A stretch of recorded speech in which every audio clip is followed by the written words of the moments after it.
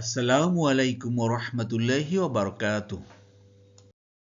ইন্নাল হামদুলিল্লাহি নাহমাদুহু ওয়া নুসাল্লি আলা রাসূলিহিল কারীম আম্মা বাদ। আউযু বিল্লাহি মিনাশ শাইতানির রাজীম। বিসমিল্লাহির রাহমানির রাহিম। রব্বি ইশরাহ লি সাদরি ওয়া ইয়াসসির লি আমরি ওয়াহলুল উকদাতাম মিন লিসানি ইয়াফকাহু কওলি। রব্বি জিদনি ইলমা। আলহামদুলিল্লাহ সুম্মা আলহামদুলিল্লাহ। প্রিয় মোহতারাম, চলুন আজকে ক্লাস শুরু করার পূর্বে আজকে সরলতে এক নজর দেখি। আজকে আলোচনা করব সূরা ফুসসিলাতের 39 নম্বর আয়াত থেকে।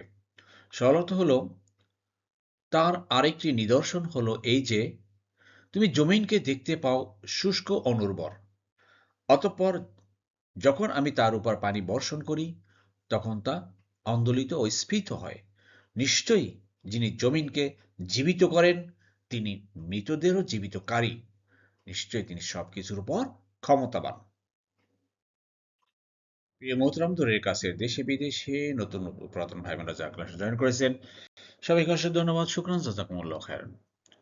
নতুন নতুন ভাই বোনেরা যারা জয়েন করেছেন আন্তরিক মোবারকবাদ। আপনারা অবশ্যই আমাদের ডিসক্রিপশন বক্সে পিছনে ক্লাসগুলো লিঙ্ক দেওয়া আছে, সেগুলো দেখুন। আর নিয়মিত চোখ রাখুন, নিয়মিত ক্লাস আপলোড হচ্ছে। এভাবে ইনশাআল্লাহ গোটা কোরআনকে আমরা শব্দে শব্দে কালা করে মাধ্যমে বোঝার চেষ্টা করছি। চলো শুরু করি। বিসমিল্লাহির রহমানির রহিম।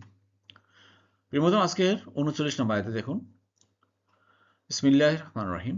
ওয়ামিন আয়াতিহি, অমিন হতে, মধ্য থেকে, আয়াত মানে নিদর্শন, সাইন, হি মানে তার, তা আল্লাহর নিদর্শনের মধ্য থেকে, আন্নাকা যে তোমরা, তারা, তারা মানে দেখতে পাও, আল আরদা খাশিআতা অর্থাৎ শুষ্ক অনুর্বর ব্যারন।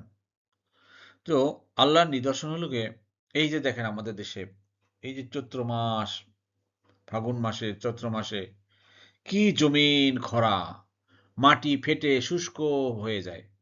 হ্যাঁ, ওখানে মানে এক পশলা বৃষ্টির জন্য কৃষকরা আকাশের দিকে তাকিয়ে থাকে, বা পানি সেচ দিতে হয়, না হলে জমি চাষ করা যায় না।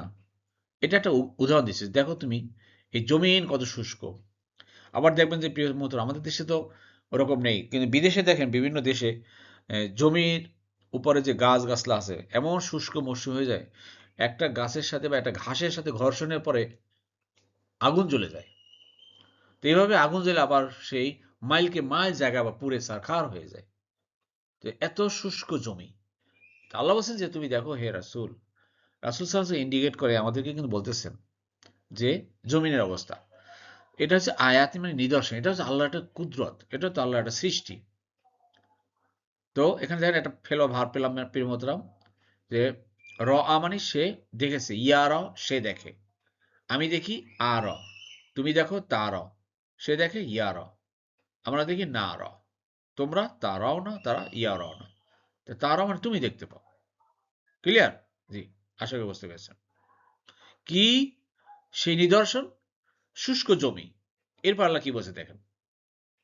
এরপর দেখুন, ফাইজা, এরপরে যখন, আনসালনা, আমি বর্ষণ করি, আমরা বর্ষণ করি, আনসাল্লাহ সে বর্ষণ করেছে, আনসালু তারা, আনসালতু আমি, আনসালতা তুমি, আনসালনা আমরা। তো আমরা বর্ষণ করি বা আমি বর্ষণ করি, আল্লাহর ব্যাপারে তো স্বতন্ত্র, আমি আমরা দুইটাই। আলাইহা তার উপরে, আলমা পানি, মানে আকাশ থেকে বৃষ্টি হয়। এই যে শুষ্ক জমি, যে জমিন ফেটে একদম খান খান হয়ে গেছে, সেখানে চাষ দেয়া যাচ্ছে না, আল্লাহ বলছেন যে এই জমিনের উপরে যখন বৃষ্টি দিয়ে আল্লাহ জমিনকে সতেজ করেন, তখন জমিন কি হয়? ইহতাজ্জা, ইহতাজ্জাত, তা আন্দোলিত হয়। ওয়া রবাত, ওয়া রবাত, এবং স্ফীত হয়। এই জমিন মনে করেন যে আন্দোলিত হয়, স্ফীত হয়। প্রিয় মোহতারাম, একটু ভালোভাবে খেয়াল করেন। আসলে এই শব্দটা কিন্তু আসছে কোত্থেকে? আপনার ক্রিয়ার 8 নম্বর দল থেকে আসছে। 8 নম্বর, 8 নম্বর ইহতাজ্জার, এটা হলো কি ইহতাজ্জা থেকে আসছে, ইহতাজ্জা। যেমন ক্রিয়া 8 নম্বর ইখতালাফ পড়ি আমরা, ইখতালাফা, ওই ইখতালাফা গ্রুপের থেকে লাস্টে আপনার এভাবে তাসদিদ দিয়া আরো একটু ভাগ আছে, কিছু কিছু শব্দ আলাদা আছে। তাই এখানে মূল শব্দ আমরা ইখতালাফা কিভাবে পড়ি? আমরা তৃতীয় অক্ষরে তা ধরি। তো এখানেও দেখেন সে তৃতীয় অক্ষরে তা আছে। ক্লিয়ার? তো এটা এটা মূল শব্দ হলো গিয়ে ইহতাজ্জাত।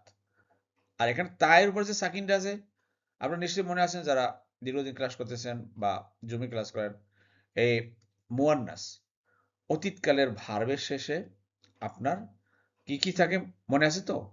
থার্ড পারসন সিঙ্গুলার যেটা, সেটা তাসাকিন, আর প্লুরাল হলো কি না জবর। তা তাসাকিন না, তা এখান থেকে সে তাসাকিনটা চলে আসছে, মানে সে থার্ড পারসন, এটা মুয়ান্নাস। আশা করি বুঝতে পেরেছেন। আর এখানে আংসাল, এটা তো পারি না আমরা। তো দেখেন একটা ফেলবে, একটা আয়াতের ভিতরে আমরা এই তিনটা ফেলবে ভার পেলাম। আর ওয়ারাবাত, ওয়ারাবাত, এই যে ইহতাজাত এই শব্দটা কিন্তু কোরআনে ভাই বেশি আসে নাই, মাত্র 5 বার আসছে কোরআনে এই শব্দটা। আর যে এই শব্দটা আসছে আপনার ওয়ারাবাত, আপনার প্রিয় মোহতারাম, এটা হলো গিয়া রবা থেকে আসছে। রবা, রবা, তালা, মনে আছে তো? তালা, রবা, হ্যাঁ, এইটা রবা থেকে আছে। তারপরে ইয়ারুবু, ইয়ারুবু, রবা, ইয়ারুবু। যাই হোক প্রিয় মতো আমি বলতেছি যে আমরা দ্বিতীয় পার্টি গ্রামার রাখি না, আমরা গ্রামার পার্টি কিন্তু এখন সরাসরি আলোচনা করেছি।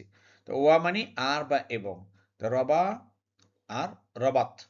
তো রবাত হলে কি তাহলে আপনার ফেমিনিন জেন্ডার। আর ফেমিনিন জেন্ডার কেন সেই ভার্বটা? ওই যে আর্থ মানে জমিন, জমিনের কথা বলা হয়েছে যেহেতু, জমিন হলো ফেমিনিন জেন্ডার নাউন, এই জন্য এই ভার্বগুলো ফেমিনিন জেন্ডার হচ্ছে, মুয়ান্নাস হচ্ছে। এই রবাত শব্দটা কোরআনে আসছে 20 বারের মতো, 8টা বিভিন্ন ভাগে রূপে 20 বার মতো এই শব্দটা আসছে। জি, আশা করি বুঝতে পেরেছেন। এরপর দেখেন প্রিয় বন্ধু, আল্লাহ বলছেন ইন্না, নিশ্চয়ই, আল্লাহ জি, যিনি, আহিয়াহা, আহিয়া মানে হায়াত দেন, জীবিত করেন। হা মানে এইটা, এই যে আবার দেখেন হা, ইট, ইটটা কোনটা?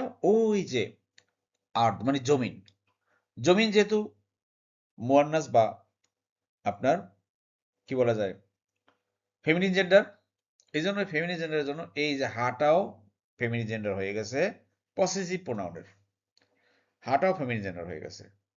নাহলে যদি মেসকুলিন হতো তাহলে এটা হু হয়ে যেত, হুটা হা হয়ে গেল। ক্লিয়ার? আশা করি বুঝতে পেরেছেন। তা আহিয়া, জীবিত করেন। আহিয়া হলো কি আপনার ক্রিয়ার 4 নম্বর ফর্ম থেকে আছে। আহিয়া বর্তমান কাল হবে ইউহি, ঠিক আছে? এই আহিয়া শব্দ কিন্তু কোরআনে অনেকবার আসছে। আহিয়া আসছে, ইহুই আসছে, হায়া আসছে, হায়াত আছে, হাইওয়ান আসছে, এইভাবে বিভিন্ন রূপে এই শব্দটা কিন্তু আসছে।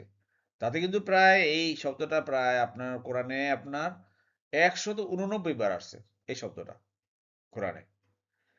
লা মুহিত, লা মুহিত, লা মানে অবশ্যই, আর মুহিত মানে জীবিতকারী, যিনি জীবিত করেন তিনি হলেন গিয়া মুহিত।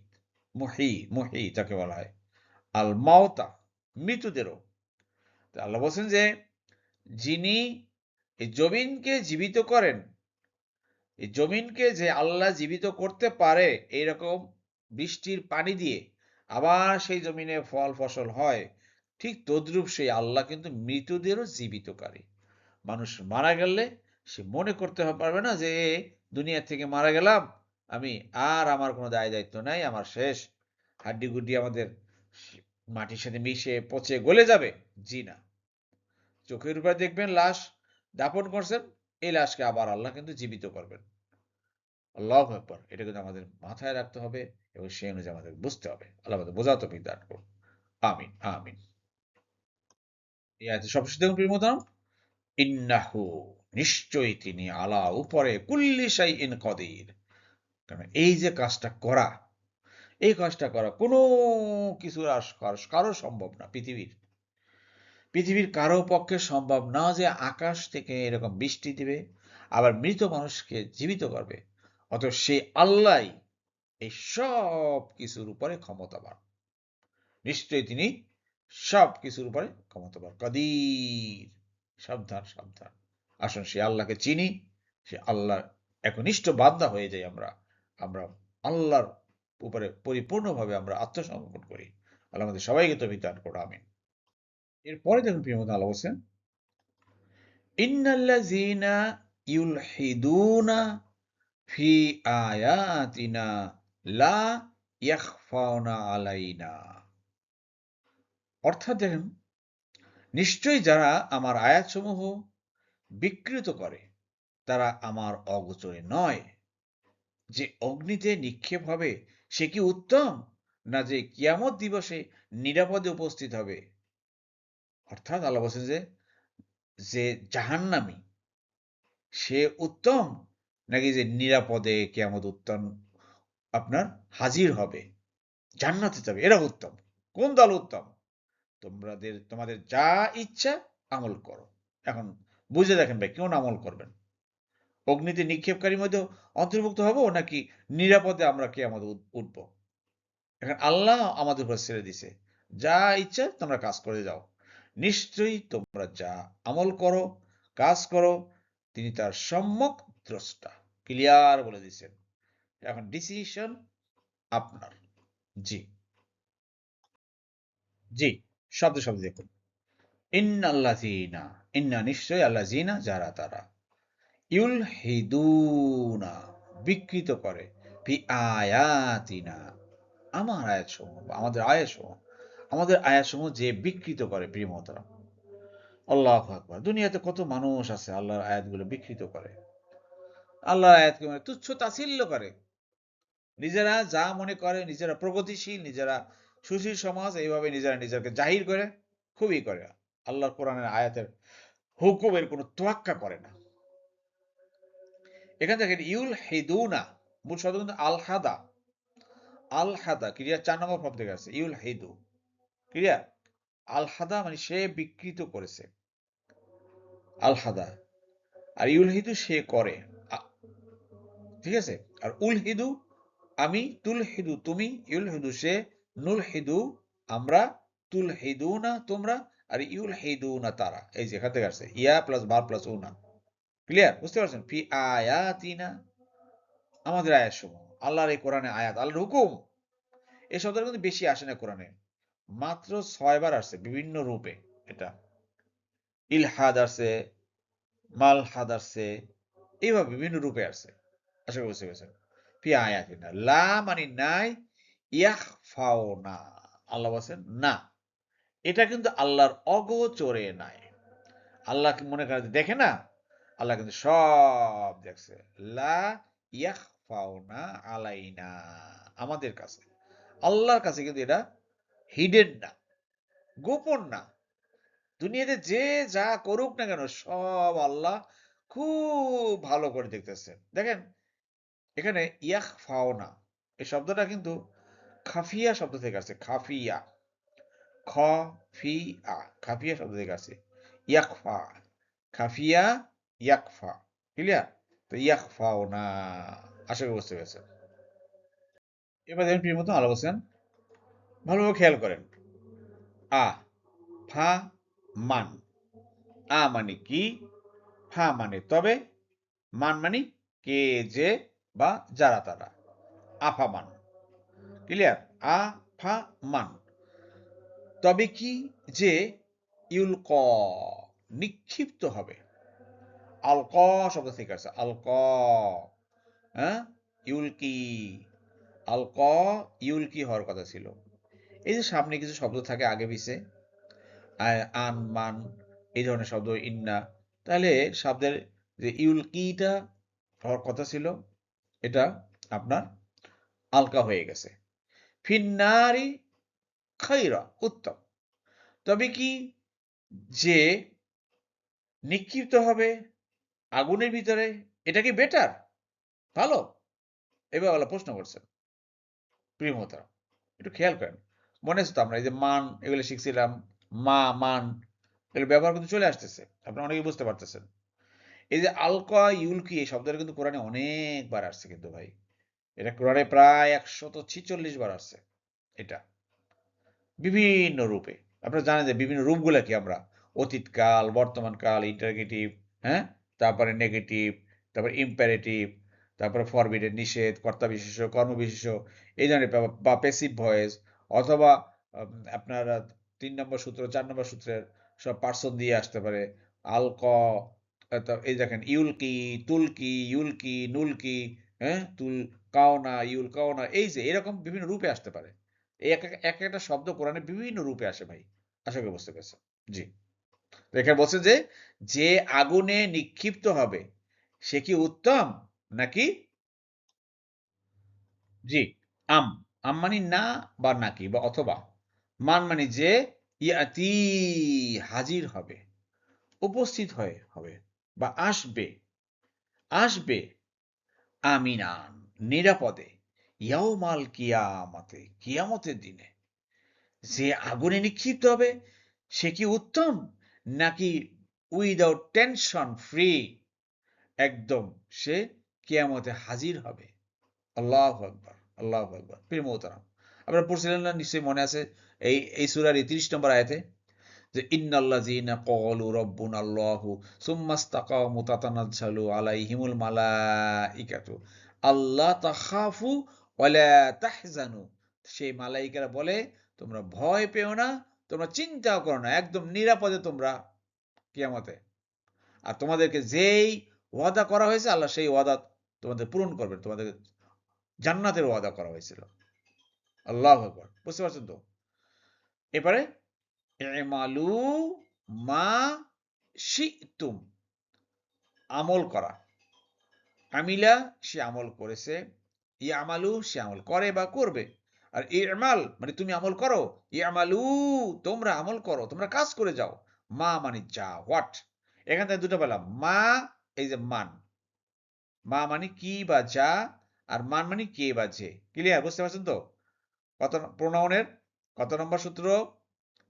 ভালো করে বুঝতে পারতেছেন আশা করি। জি। শি'তুম তোমরা চাও, শি'তুম তোমাদের ইচ্ছা, এটা তুম মানে তোমাদের। ক্লিয়ার? শি'তু তোমার ইচ্ছা, শি'তুম তোমাদের ইচ্ছা। তা তোমাদের ইচ্ছা এখন যেই আমল দুনিয়াতে করো। আল্লাহ কিন্তু ছেড়ে দিয়েছেন ইচ্ছা। চিন্তা করেন কিন্তু আমাদের কিন্তু এখন বুঝে বুঝে জিনিসটা করতে হবে। আমরা এখন কি করব আমল? আমরা ভাই এখন ২৪ ঘন্টা আপনার আমার জন্য অ্যালট করে দিয়েছেন আল্লাহ। অতএব এই সময়টাকে আমরা ভালোভাবে ইউটিলাইজ করব। খবরদার, খবরদার। হেলায় হারাইয়েন না ভাই সময়গুলো। যত বেশি পারি আমরা এই কোরআন নিয়ে তাফাক্কুর, তাদাব্বুর, চিন্তা গবেষণা করেন। চিন্তা গবেষণা করেন। এই শব্দটা কিভাবে আসলো, কিভাবে আসলো? আল্লাহ কি বলতে চাচ্ছেন? আল্লাহ কিভাবে কি করতে চাচ্ছেন? আমি কি করব?